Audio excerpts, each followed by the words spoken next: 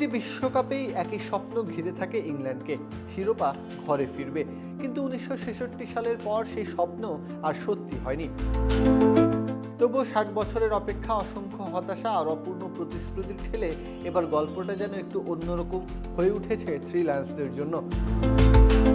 চলতি বিশ্বকাপে Thomas টুখেলের England শুধু জিতছে না, জয় করে নিচ্ছে দর্শক সমর্থকদের মনও।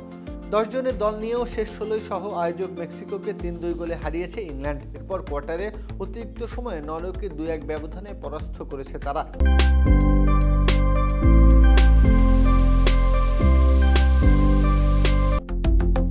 যেন চাপের মুহূর্তে ভেঙে পড়তে জানে না এই দল, বরং আরো দৃঢ় হয়ে প্রতিপক্ষকে নাস্তানাবুদ করে গতি, ড্রিবলিং আর গোলের লড়াইয়ে। টুখেলের ভাষায় এই দলের সবচেয়ে বড় শক্তি শুধু প্রতিভা নয়, বিশ্বাস, একতা আর প্রতিকূলতার বিরুদ্ধে সংগ্রামের মানসিকতায় বড়।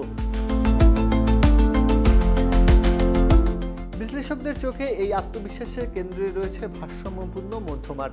জুড বেলিংহামের সৃজনশীলতা, অ্যান্ডারসনের কর্মক্ষমতা ও বল নিয়ন্ত্রণ ইংল্যান্ডকে দিয়েছে দারুণ ছন্দ। সামনে অধিনায়ক হ্যারি কেনও এখনও নির্ভরযোগ্য গোলমেশিনের ভূমিকায় আছেন, আর গোলবারে জর্ডান পিকফোর্ড যেন নিরাপত্তার শেষ দেয়াল হয়ে নেতৃত্ব দিচ্ছেন রক্ষণে।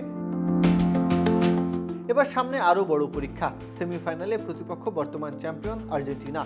দুই দলের 5 বিশ্বকাপ সাক্ষাতে ইংরেজদের জয় 3টি, আর্জেন্টিনার 1টি, আর বাকি ম্যাচটি ড্র। পরিসংখ্যানতায় কিছুটা সাহস যোগাচ্ছে থ্রি লায়ন্সদের। এরপরও টুখেল সন্তুষ্ট নন। তার বিশ্বাস, এই দল এখনও নিজেদের সেরাটা খেলেনি। গতি বাড়াতে হবে, করা যাবে না সহজ ভুল।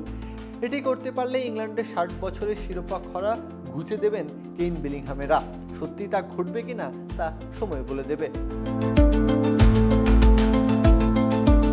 প্রত্যাহার কাব্য, খেলা 71।